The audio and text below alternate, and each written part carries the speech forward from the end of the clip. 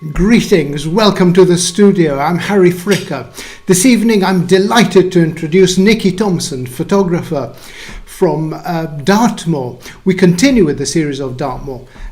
Nicky uses a wet collodion. Now this is very unusual because this photographic process became obsolete circa 1860, 1870. It was replaced by the dry plate. But Nicky will be able to actually tell us more about the wonderful process that she uses.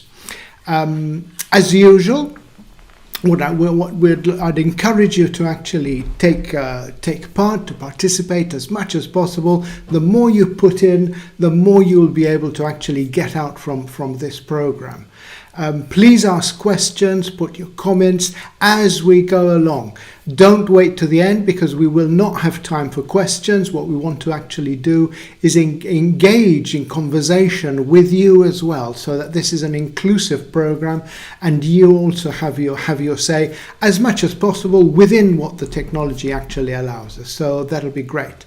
We'll wait a couple more minutes just to allow a few more people to log in. Could you let me know if my sound is okay, please? Give me a thumbs up, that would be wonderful. And also if you could tell us from where you're listening, that would be absolutely wonderful. We have people from all over the place, the US, many European countries, and naturally down the road as well, which is absolutely great. So use the comments. Tell me, where are you listening from? Give me your town, city, place. That would be really good to know. So, yeah. And with regards to the studio, we'll continue. I'm thinking of actually continuing with a series of videos, live talks of other Dartmoor photographers as well.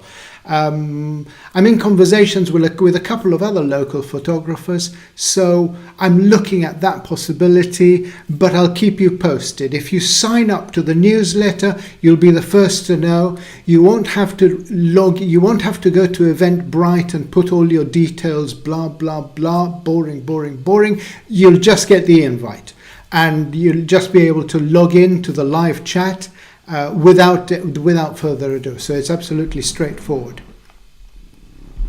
Ingrid, all can be heart. Ingrid from Sweden. Excellent, wonderful, Ingrid. Good to see you again. Heard, indeed. Thank you. Peter Lovett, listening from deepest, darkest Torrington, Devon.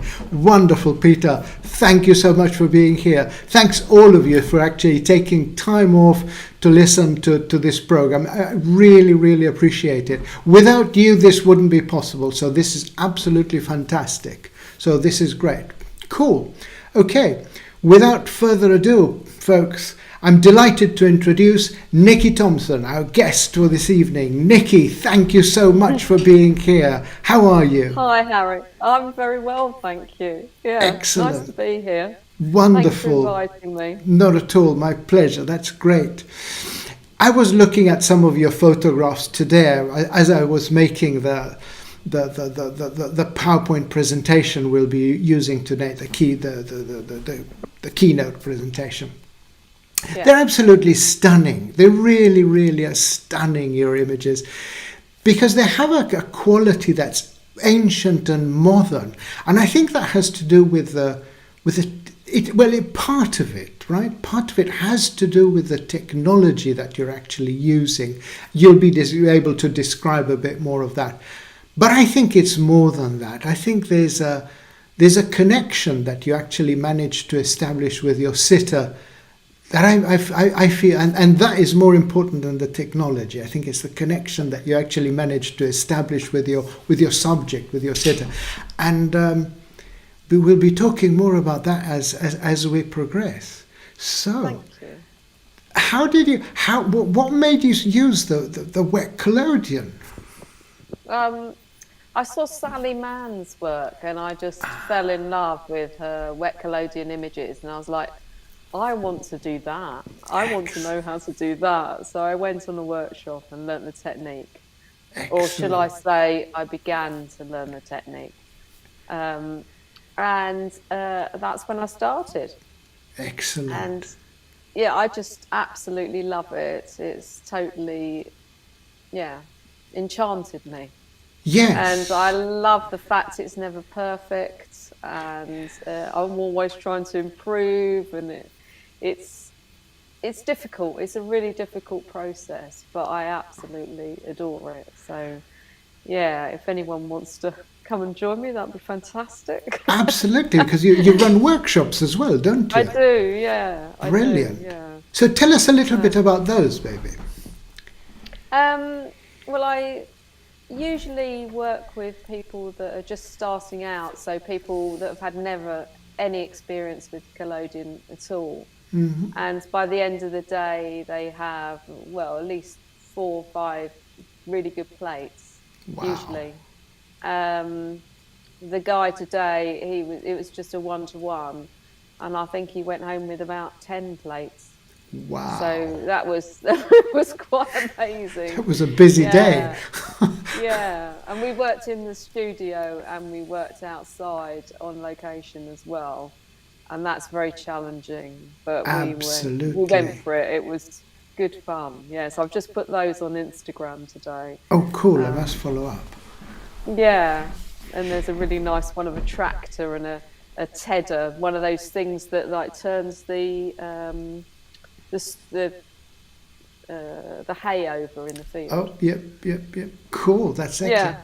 So this must be then. So then this must be a continuous learning process with the wet Oh, colour, because so much can go haywire, can't it? yeah, and does frequently. Yes. Yeah, it's just today. It was really challenging because it was really cold, and then the temperature of the chemicals, especially the developer, Of course. it was just a bit cold for it. So it's usually supposed to be 20 degrees, and I don't tend to work with like warm baths or anything like that. I just have to work with how it is. And so it's, yes, it's very challenging. Absolutely. Folks, just to let you know, with Nicky, we're thinking of actually doing a short video of Nicky at work in her studio. So I'll be scouting. I'll be going over to Nicky's studio, shooting a bit of video, and see if we can actually do a live from Nicky's studio, because it would be really interesting to actually see the process at work. I used to teach history of photography, so I'm familiar with the process, but I've never actually seen it in action. So yeah, I'd be delighted to actually see it in action. Definitely. You'll love it. Absolutely. So, and so tell us tell us a little bit more about your work. How do with the projects that you've been doing Okay, with a then. wet collodion. Well, the a portrait of Morton, Yeah. um, that came about by accident, really. I just learned how to do the process, and I was feeling a little bit, I don't know, a little bit overconfident, shall we say? Okay. And I was talking to this woman, Andrea Foxwell, and she's part of Green Hill Arts. And we were just chatting because I know her, and I just said, "Oh, wouldn't it be brilliant if we photographed all the people in Moretonhampstead using my wet collodion technique? Wouldn't that be brilliant?" And she went, "Yeah, do it. Yes. Just do it."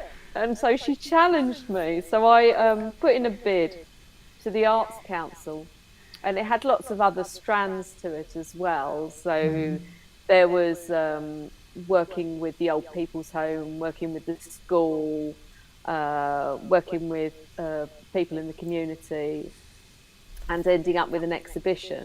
And so I started, and my aim was to photograph 100 people in the community, and I Wow. ended up photographing 166, I think it was, which is about 10% of the inhabitants. And Excellent. like Morton is quite a special place with really, really unusual people, lots of artisans. And I just thought, God, you've just got to capture this because it's amazing, absolutely amazing. So I started my journey, and yeah, it was amazing, and it was really challenging, and I learned so much. So much went wrong, and so much went right, and it was just fantastic, absolutely fantastic. Over how long did it take you to do that project? I started in the February and finished it in the September. And I tried to photograph. Well, I planned it out really, really well. I thought, and I was teaching full time as well, and so I could only photograph at the weekends or in the holidays. So it was like up to the wire. And what my idea was to go into people's studios and into their homes and photograph them. But I ended up running out of time for various reasons. But one of them that was my sister was very sick and got cancer. Oh dear. And died during the process. Oh, so and sorry. It became really difficult. So I ended up photographing in my kitchen. I turned my kitchen into my studio because I was living in a small terrace house and I didn't have a proper studio. So I sorted out my kitchen and put lights up and a backdrop, and the darkroom was in the garden. It was a pop-up darkroom. Excellent. And I just went for it from there. And I met someone and she went to church and she said, "Oh, I know loads of people. I'll get you some sitters." And she ended up organising days for me, and she'd phone me and say, "I've got this person at this time, this person at this time, this person at this time." And she'd organise my days, and then people would just turn up at my house who I'd never met before to just sit for me. It was absolutely incredible. I met so many people. Amazing. So many people. It was absolutely incredible. Extraordinary. I loved it. Brilliant. And every person I took 2 photographs of, and then I used the best one, and then they were allowed to have the other one if they wanted to buy it. Yep. For a cheap price, just to cover materials. Yeah. And I've got all the original plates, and then I put an exhibition on, and it was every single person that I photographed. I didn't miss anyone out. It was a community project, so everyone had to be there. And I hung it in Greenhill, and it was just incredible. Brilliant. Look, we've got a comment here from Ingrid. What a great way to get to know your community. It's exactly. Oh, yeah. It is. It's fantastic. I know so many people now. Yeah, people that I would never have come across before. Of course. And there was even one woman I met, and she said, "Oh, photograph my father and then my daughter, and she's got a baby now." So I ended up photographing the 4 generations in one family. That's amazing. Yeah, it was But really lovely. this is extraordinary because in a way it kind of crosses over into, on the one hand, yes, it is your approach is an art approach, but on the other hand, there's something that is also akin to the archive, the documentary.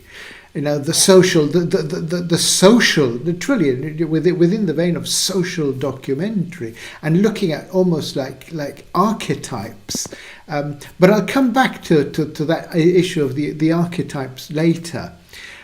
How about we look at a few of the photographs from Morton? Excellent. Let me go. That would be a good idea. Yeah.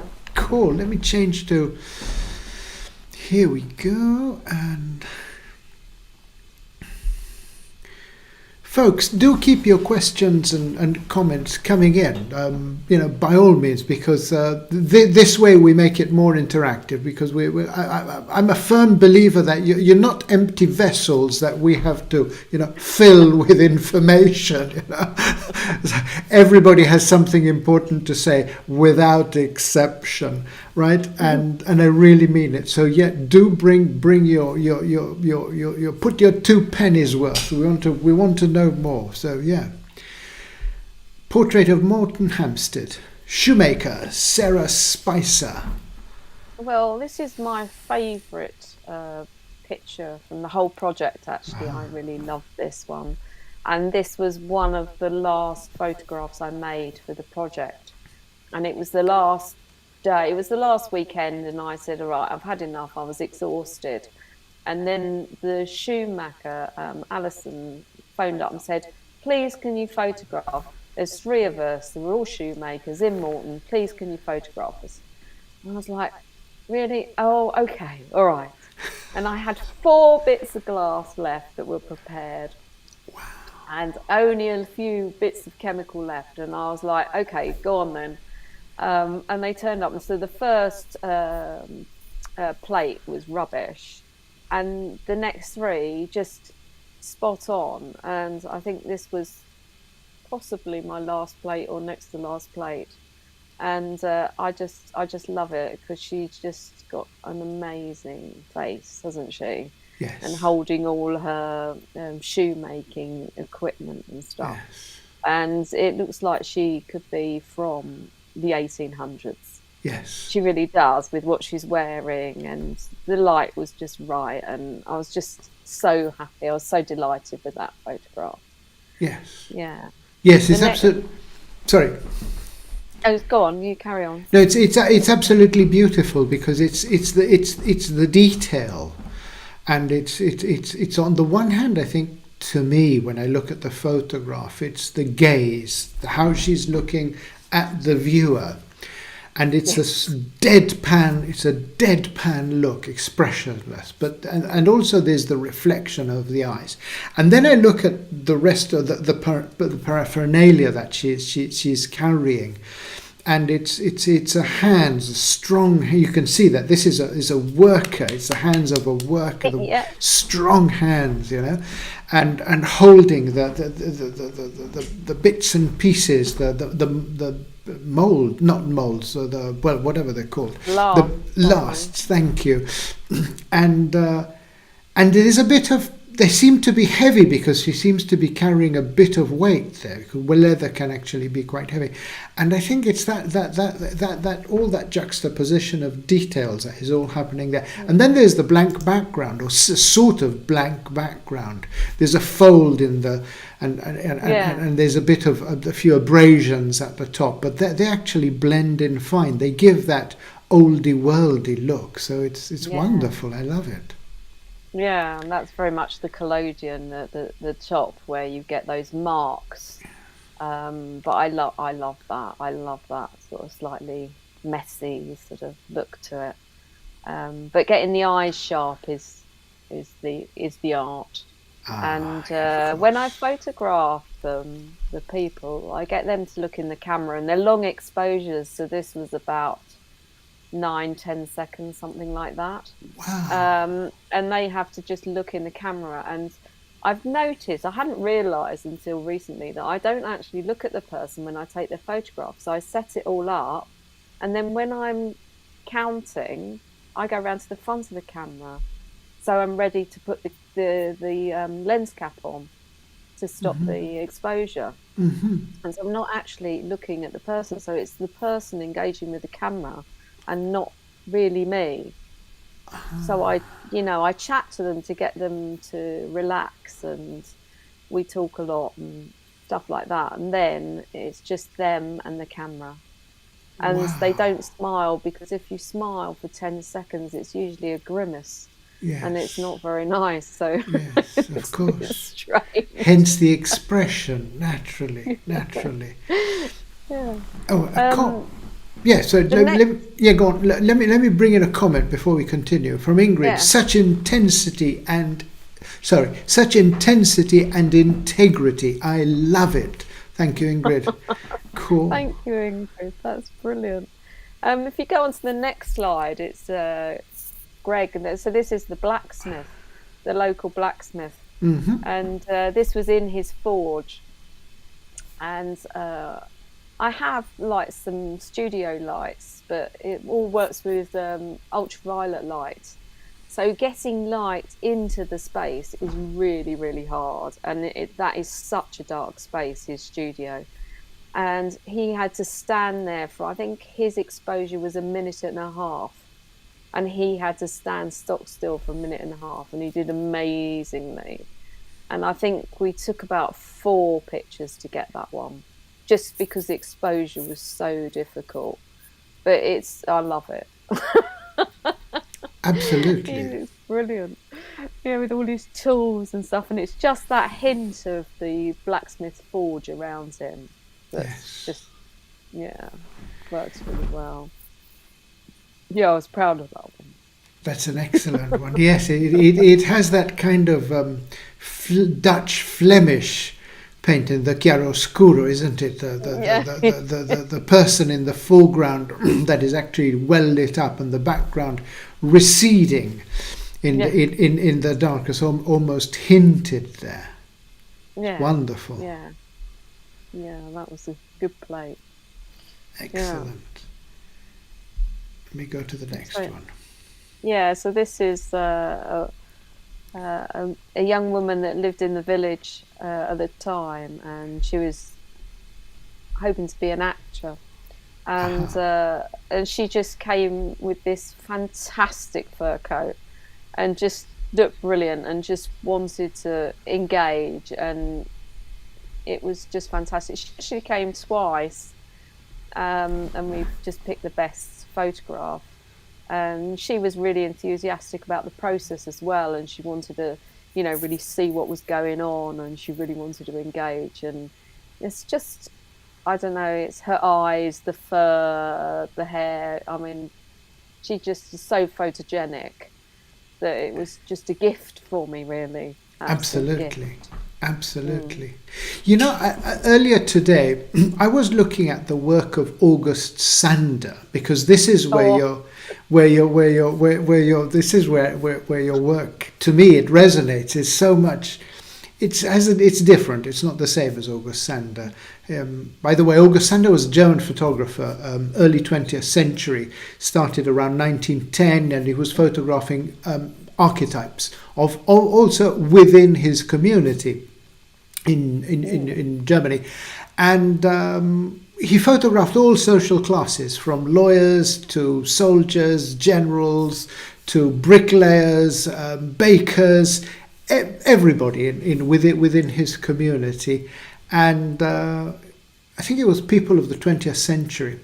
Later on, he got banned when the Nazis came into power. He got banned. He wasn't very popular with them. But check him out. He's well worth doing. But in a way, your work has definitely echoes of Sander, but also echoes of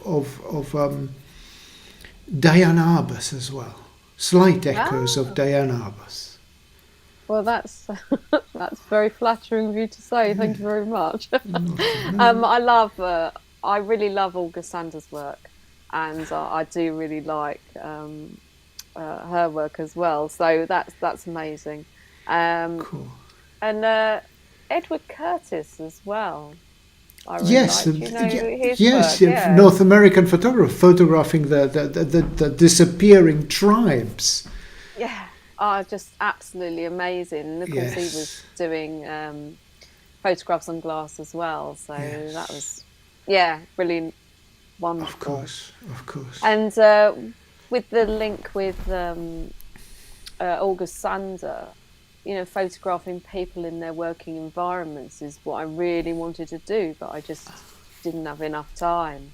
So that's where it started. So the early photographs, so the one of Greg, the blacksmith, is one of my early ones, because I wanted to photograph people in situ, but I didn't manage to do them all. But the next one is another good one, actually. It's of Ian Mortimer, the writer. Yes. And he's a writer and a historian. And he had to sit in that chair for 3 minutes without moving. Wow. Because the light in his library is so, so low. And even with my strong, intense lights, I just couldn't get anything less than 3 minutes. And so amazing. He gave half a day of his time so we could get that photograph. Wow. It was just absolutely brilliant, and it's fabulous. It's beautiful. Yeah, and that was sort of what I wanted to capture. But you do what you can do, don't you? Yes, you no, can't absolutely. Always. No. You set off trying to do one thing and you end up doing something else, don't you? Absolutely.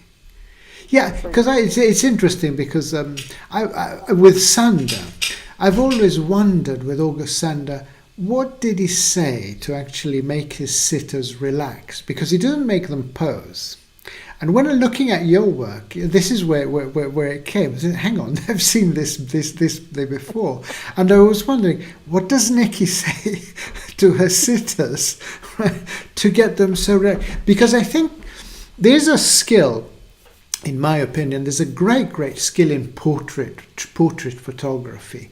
And it's about engaging and collaborating with your sitter in such a way that you make them relax, but it's almost, it's a participatory thing. They're not objectified as such. They're not something out of the Argos catalogue, but somehow you actually show something. You bring something out of them that speaks of them. We talk about the spirit of place. Maybe we're looking at something about them, something that tells us something about who they are, who they might be.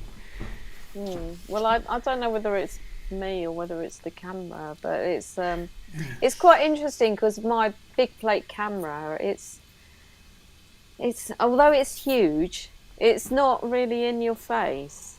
It's not like point and shoot at someone's face like that. It's not like that. It's just this beautiful object. It's this nice old-fashioned wooden camera. It's so beautiful, and I don't know, that helps, I think. Yes. And I chat. You can see I like chatting, so we chat a bit as we're going on, and while I'm setting up, and we'll probably have a cup of tea, and by the end of it, it's just them and the camera, and I just sort of slide out, I suppose, but the camera isn't threatening. I think that's what it is, and that's the difference. And the technique just brings something out. It really does. Excellent. Excellent. Shall I move on to the next one? Yeah. Growing Dartmoor. Yeah. So this came about again from a conversation actually with with the same woman, actually. It's with Andrea Foxwell. And I just said, it was great, the last project, I really loved it, and Morton's great, and wouldn't it be really nice if we could do a project where, from start to finish, where we grow something and nurture it, and then we have a massive meal at the end. Why don't we sort of invite the whole community for a great big meal? And she went, yeah, let's do it. So I'm glad to say Greenhill funded this one. They got the funding for this one. I didn't have to do the Arts Council grant. They did it. And we started off with giving away seeds. So we bought a load of seeds and we gave them to the community. We invited anyone and everyone from the community to take some seeds and have a go at growing them. And with what they produced, if they could, please bring it back in August and we will cook a meal for everyone. So that's what they did. So we started growing vegetables, and what I was really interested in was photographing the people that had grown the vegetables and where they grew them. That was really interesting to me. So that was my part of the project. But as well, I worked with other artists. So there was Amy Shelton, who's a really amazing artist, and she worked with us, and she worked in the school and did a project on bees in the school, and then worked with a local community where people pressed flowers, and then she made the most beautiful light box of the pressed flowers that the community had made. And that's now on show in the doctor's waiting room. Beautiful. It's absolutely beautiful. And it's even got the names of the people who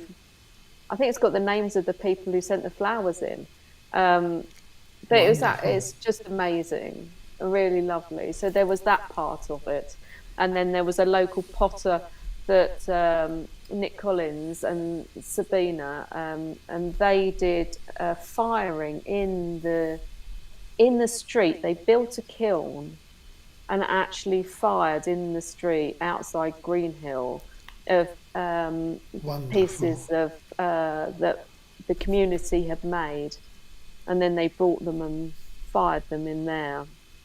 Um, what else happened? Oh, there was cyanotype drawings that the kids had done, and we made tablecloths out of the cyanotype drawings. Um, it was incredible, and a long time ago I used to work at Dartington Pottery, and I was a decorator. So I got two of the decorators, my mates, to help me, and we made serving platters for the project, for the community feast. And we made, I don't know, 30 platters, all decorated with fruit and vegetables, all earthenware. And then at the end of the project, we auctioned them off. Excellent. So the money went back into the project. So the Brilliant. community now have those pots, which was Wow. it was really lovely. And that was like after the meal, we washed all the pots and then like held them up and walked round and auctioned them Excellent. off. Brilliant. But this That is was wonderful. brilliant. But you really are embedded. You are an integral part of the community, and your work is an integral part of the community as well. I think this is so rare, Nicky. This is wonderful. It adds that narrative, that wider story. It's not just the photographer that comes and goes, takes the photographs and then disappears. It's interesting that you endure, you're there, and there's a dialogue, an ongoing dialogue going on. I Fascinating. love that. I like Yeah. well, Morton's a great place now. I like the people that live here. They're really interesting. They're really interesting. I think they're interesting wherever you are, but I just happen to be in Morton and love my community and really want to get to know everyone. And so I love that, Absolutely. getting in there, and it just makes it your life richer, doesn't it? Absolutely. Absolutely. Yeah. Let me go back to the images, and I'll growing Dartmoor. Here we are, Leslie's this is, greenhouse. Yeah, so this is a woman, Leslie, who I think her father owns this nursery, and they used to work the nursery, but over time it's become quite dilapidated and overgrown, and it's not a nursery anymore. And what's happened is that she sort of partially lives in the greenhouses, and so they're incredible. They've got these old grapevines. They're sort of falling apart, but they're the most beautiful Victorian buildings. They are ancient and gorgeous and stunning, absolutely stunning. So this is looking out through the main entrance. So that was the main entrance, and then I think the next one is Leslie herself. There we go, that's Leslie, and she kindly let me go for a couple of days photographing the greenhouses. There's 2 or 3 big greenhouses, and I just spent ages in there just photographing. She was really, really generous. I mean, she's such a nice woman, so lovely. And I'd just seen the greenhouses, and I was intrigued by the greenhouses, so I just turned up one day and asked her if she minded if I photographed her greenhouses, because I loved them. And she was like, yeah, all right then. She was brilliant. She was absolutely brilliant, yeah. So, Excellent. yeah. I love. And I think. Sorry. Oh, well, that's sort of her wardrobe in the greenhouse. It's one of her old like shirts hanging up in the greenhouse. I think it's like a gardening shirt hanging up in the greenhouse. And I just love that idea of this greenhouse sort of becoming her wardrobe as well. And it's just, it was just a beautiful image, beautiful place. You know, it's like you could spend a year there. It's There's wonderful. so much to photograph. Because it's so atmospheric as well. and as you can see that it's a lived and a worked place, and I love that because it's a triptych as such. I love the photograph of the place as the establishing shot, the person, and then the absent portrait, which again is a very classical way of a very classical narrative. Say it in 3 photographs, which is it's easier said than done. Which 3 do I select?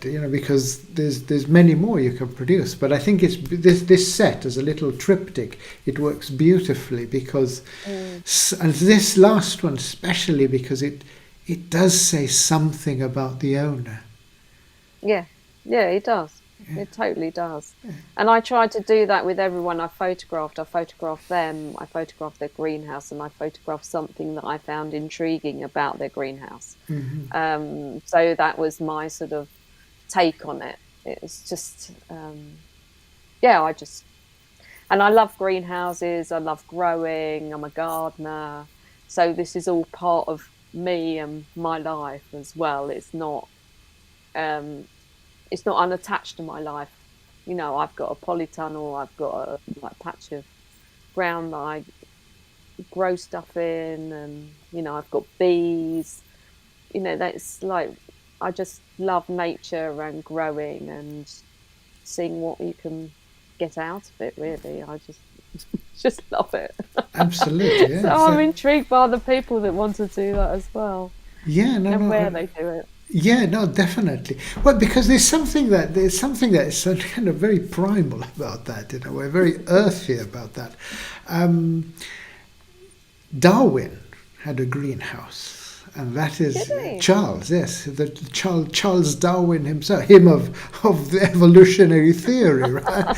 And he had a greenhouse as well attached to his house, and he spent a lot of time there. Studying earthworms. Okay. Yeah, and walking along, and this is where he came with one of the where he came with his ideas for evolution and whatnot. But yeah, this is the greenhouse. The greenhouse has a special place in a way.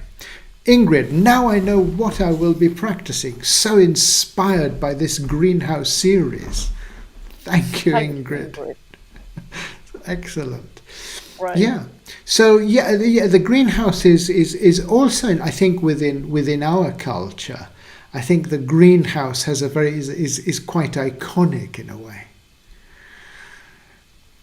I love the Victorian ones. Yes, absolutely exactly. Beautiful. Exactly. And I have actually, a long time ago, I photographed Bicton College.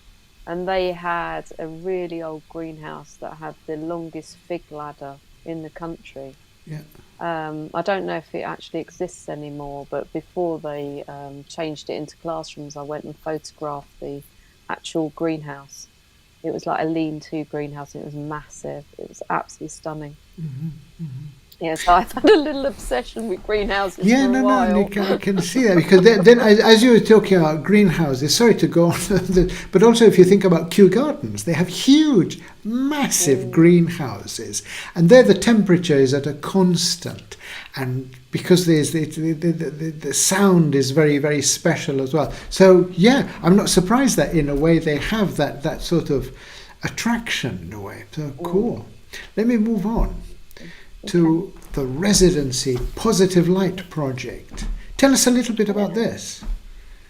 Well, about just before lockdown, I decided I didn't want to teach full-time anymore, and I gave up my teaching job to become an independent artist. Probably not the right time, because then we went into lockdown, but just before that, in the summer, Positive Light project did a residency. So it was a week's course. So photographers from all around the world came and met for a week and did a residential course experimenting in photography. And they wanted a an artist in residence, and I was lucky enough to get the artist in residence place. So I went, and I wanted to practice landscape photography, wet collodion landscape photography. That was my aim. So on the first or second morning, I can't remember which, a load of the photographers went down to the river because we were up on Dartmoor, and they decided to go wild swimming. And I said, you don't mind if I just photograph you, do you? Because that would be a really nice thing to do. I'd really like that. And they were like, no, come, join us. So they helped me carry all my kit down there, my dart room and the camera and everything. And there were quite a few of them in the first shot. So the first shot, I don't know, perhaps we should go and have a look at the first shot. Okay. And I took this shot. There we go. That was the first shot. So I did a test shot, and then I did that one. The water was very cold, and they had to stand there for 10 seconds without moving in the water. So they're all photographers.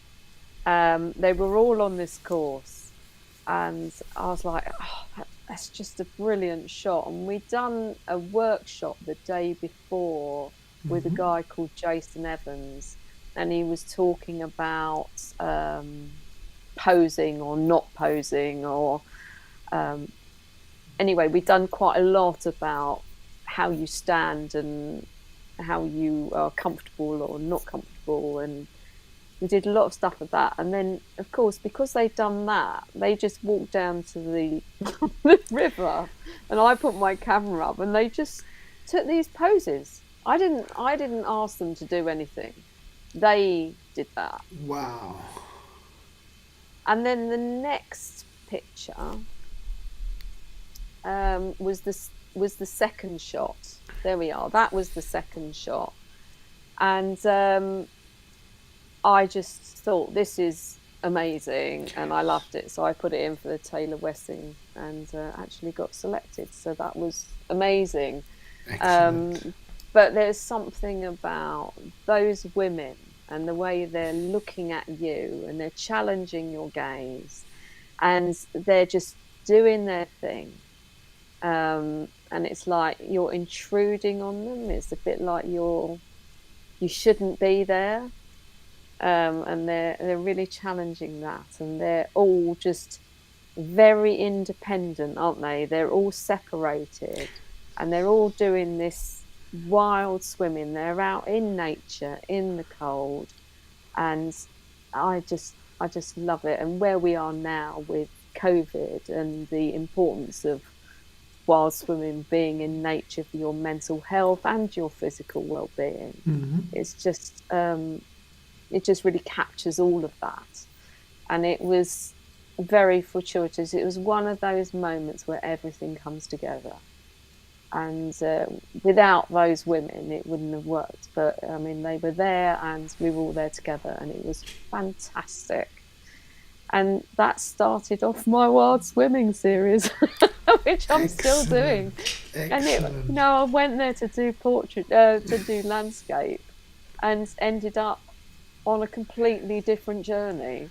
And it's just, I didn't mean that to happen. It just happened. It just took me. And again, it's people.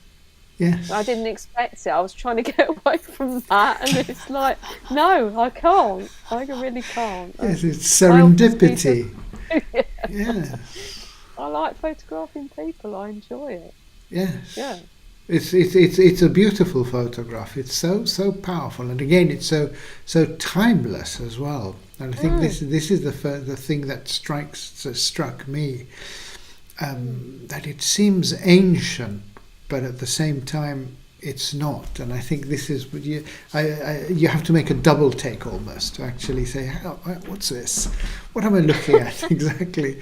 And deconstruct it, take it apart, and read it in a deeper level. So in a way, I would say that by using your approach, you actually draw in the viewer to engage more, to deconstruct. It's not, you're not giving it to them on a plate, No.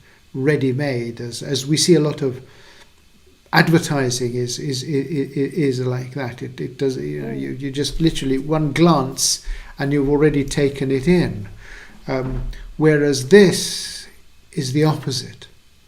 One glance doesn't work. You're drawing the audience down a path in a way, and inviting them, hailing them to actually have a different type of engagement, different type of attention with the image. This is what I like about your work, Nicky, to say. Thank you. That's very kind of you. Yeah, I know, it's just, that one just worked. That sweet spot. Yes, absolutely. Yeah. And then you've got a few more of the swimmers here. Let me... Yeah, so this was part of the residency as well. So this is other people some of the same people, but yeah, the participants of the workshop. And then they posed me, like so many of them were just really happy to just pose. If I was busy taking some photographs, they say, "Oh, yeah, what time do you want me?" And they'd come down and they'd just spend time. They were so generous with their time. Excellent. And they were fantastic models. And that water was very cold. It was very cold. Yeah. No, it was great. Yeah. Excellent. And I was there in the water with the camera balanced right. on rocks, Sure. or my poor tripod. Indeed. That's dedication, suffering for your art. As one should. Excellent. Absolutely. Let me move on.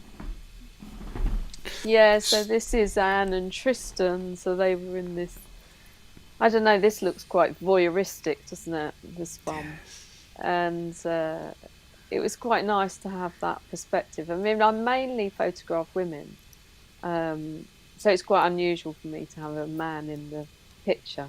Mm-hmm. But he was really up for it as well. And it was just, I just like the way that she's looking at us and he's looking at her. Yes, exactly. And you feel like something's going on, and then she's caught you looking. And yeah, it's sort of, there's something slightly uncomfortable about that picture. Yeah. But I like that. I really like that. Yeah, no, you're absolutely right. There's a certain tension there. What is an inconcluded narrative going on?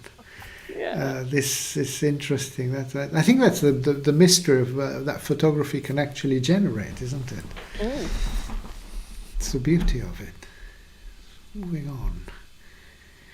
Folks, if you have any comments, any questions, please, fire away. We're more than willing to answer any comments, any questions. Bring them on board, please, folks. And then this is a really long exposure, so you can see that the water's gone really smooth. Yes. And then the funny mark on the left-hand side of the picture, that's just, I don't know, something funny happened with the collodion. I don't know. Don't know what happened there. But I don't mind that, and it's sort of in keeping, and it still works as a picture. So yeah, that was Lenka. So she was on that course as well. Yeah, she's a great photographer. Yeah, she's a portrait photographer as well. So that's it's quite interesting taking her portrait. Yes, amongst photographers, indeed. But she's a wild swimmer. She loves wild swimming as well. So she was good to get her in the water. Oh, we have sorry, go ahead. Before we move on, Ingrid, there is something about the last photos that reminds me of Edward Munch, the painter. Oh, okay. Yeah. Okay. That's interesting. Oh, is that the one before? Yeah, is it? Let me see. Let me go back. Tell us a little bit more, Ingrid. That's interesting. There's suppose something it's about quite- the last photos that reminds me of Edward Munch. Interesting. Sorry, you were quite going to say. patterny at the. I was going to say it's quite patterny at the front with the rocks and the lichen and then the two people in the centre. I wonder if it's that makes it look like that. Yes, and again, because the depth of field that you're actually working as, a few of your photographs have the foreground out of focus, which actually and also I think your lens doesn't seem to be this kind of razor sharp that you have modern lens. No, it's very old. It's a very old lens. Yeah. That's because they have a different softness to them. Yeah, and you can't have a really modern lens because they have a UV filter on them, and this works with UV light. So you can't use a light meter with this process. You have to guess. Right. You have to guess. Wow. So every time you go out, you have to guess. A cloud goes over, it completely ruins your test shot, because you've done a test shot at this exposure and you go, oh yeah, it's going to be that, and then the cloud comes over and it's just completely changes, or the sun comes out, or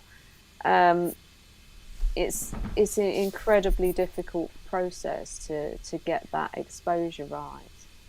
That's amazing. So it's very hit and miss. So you're always having to compensate one way or the other. Always actually be, and that means that you have to be very well attuned to the light, to what is happening in your surrounding. Where is that cloud going to be within the next 30 minutes, within the next few minutes, isn't it? And how light changes, absolutely. Yeah.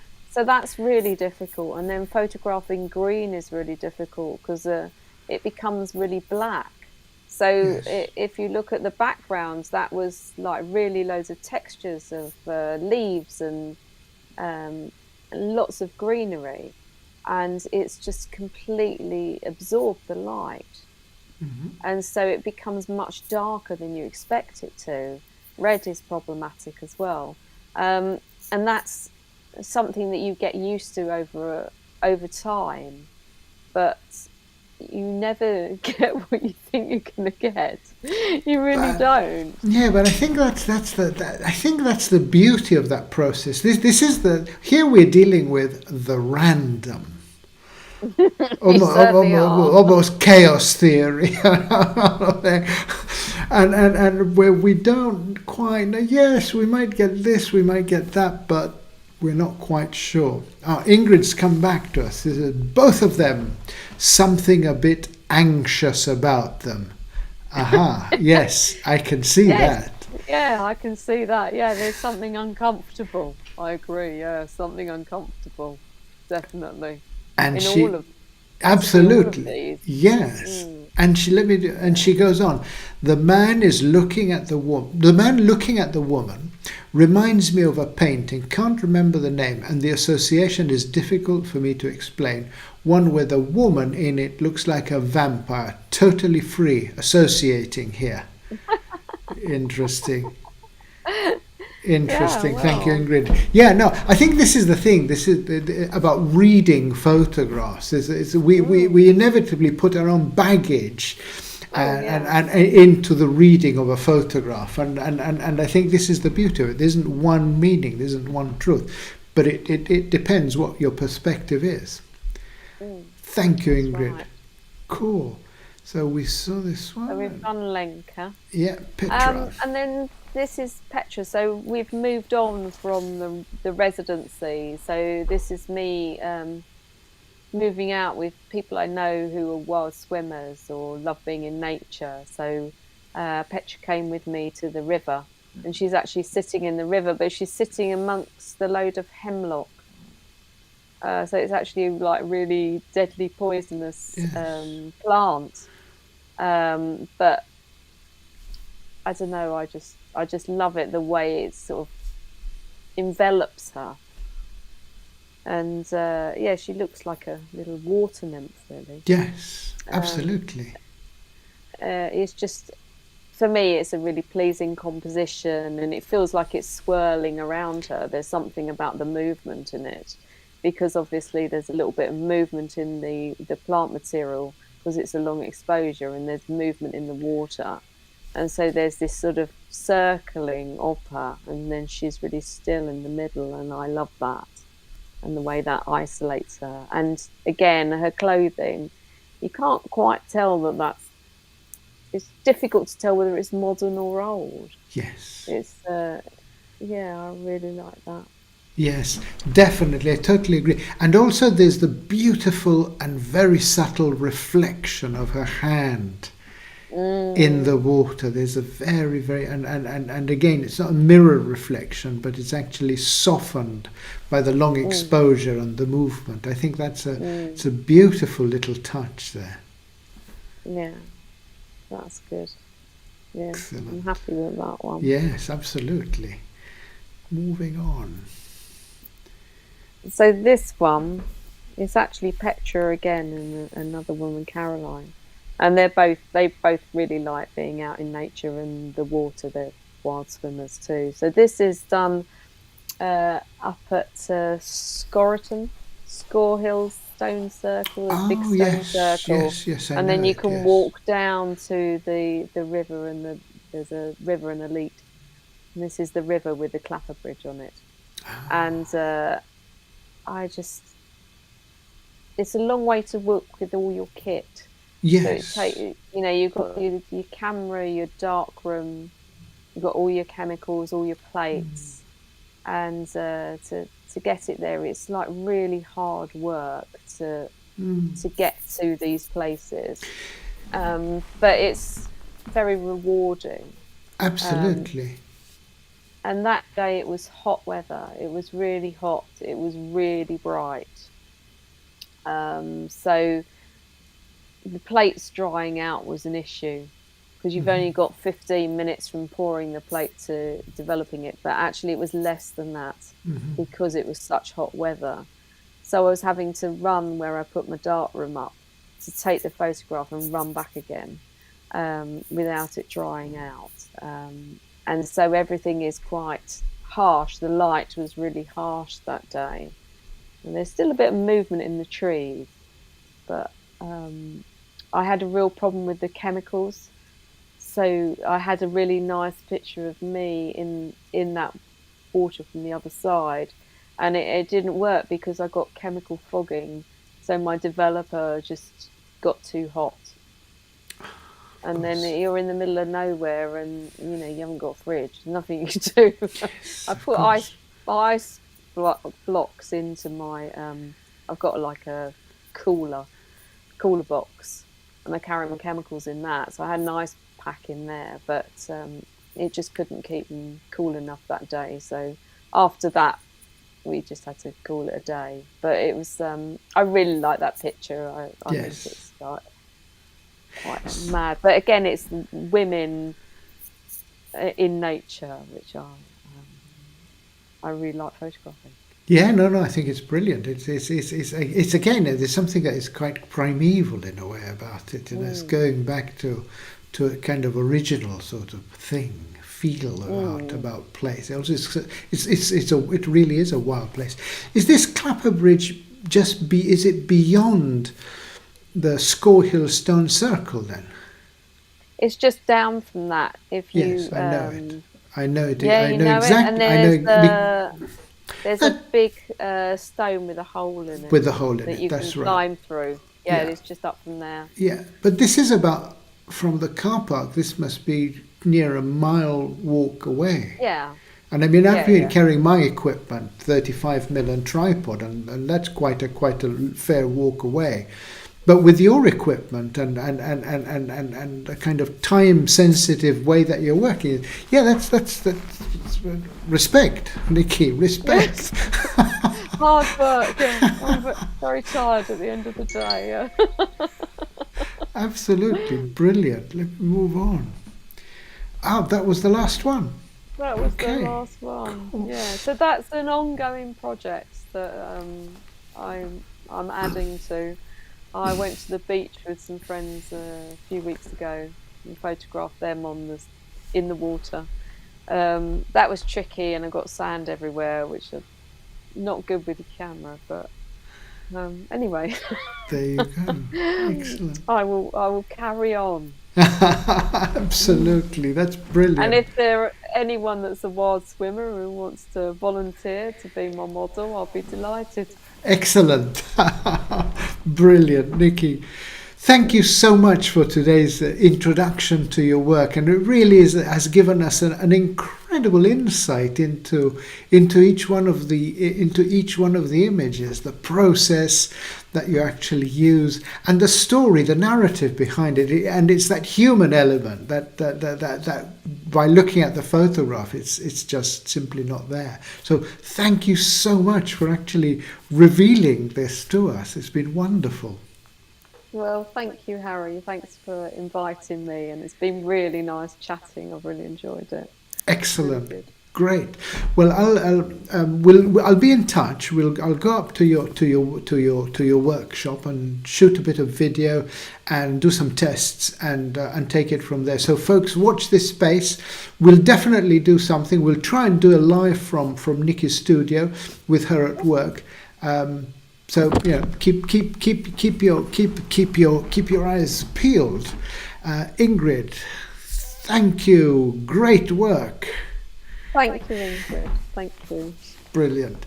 Excellent. Okay. Well, so on that note, thank you so much, Nicky. I'll say bye for now. Yeah. Bye for now. Cheers. See you later. Take care. Bye for now. Thanks for listening. Bye. Pleasure. Bye. Excellent. Okay, folks, this brings today's talk to a conclusion. Watch this space, as I said, because I will be developing things progressively. I do intend to bring other photographers to actually discuss their work, and we'll be doing more live sessions in the field. So I want to actually explore a lot more this technology. And between now and December, the exhibition will be up, and it celebrates Dartmoor's 70th anniversary. Thank you so much for watching. You have a very good weekend. Bye for now. Take care. Thank you.